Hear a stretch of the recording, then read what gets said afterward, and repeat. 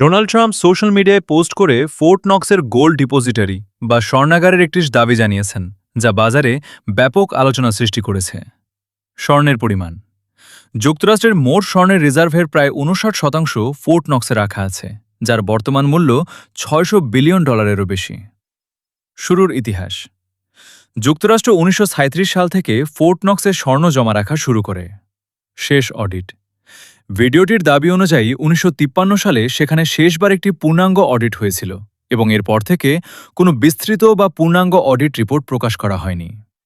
CIA এজেন্টের ঘটনা: মে ১৯, ২০২৬-এ David রাশ নামে এক সিআইএ এজেন্ট গ্রেপ্তার হন, যার কাছ থেকে ৩০৩টি স্বর্ণের বার, যার মূল্য প্রায় $৪০ মিলিয়ন উদ্ধার করা হয়।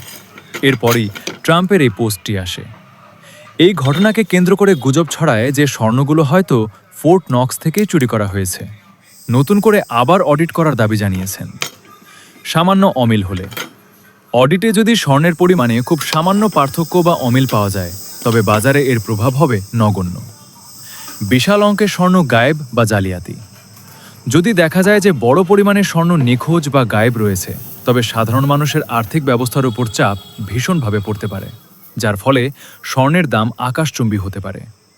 মনে করা হচ্ছে বিনিয়োগকারীরা সাধারণ আর্থিক বা শেয়ার বাজার থেকে তাদের মূলধন তুলে নিয়ে স্বর্ণে বিনিয়োগ করা শুরু করলে শেয়ার বাজারে একটি বড় ধরনের ধস নামতে পারে। যদি অডিট করার পর কোনো রকম ঘটালা না পাওয়া যায়, তাহলে আবার সোনার দাম কিছুটা কম হয়ে যাবার সম্ভব ও দেখা যেতে পারে। আর এইরকম গোল্ড সংক্রান্ত তথ্য পেতে চ্যানেলটাকে ফলো করে আর কমেন্ট করে জানিয়ে দিয়ে সাথে থাকুন। আবারও দেখা হচ্ছে নেক্সট ভিডিওতে।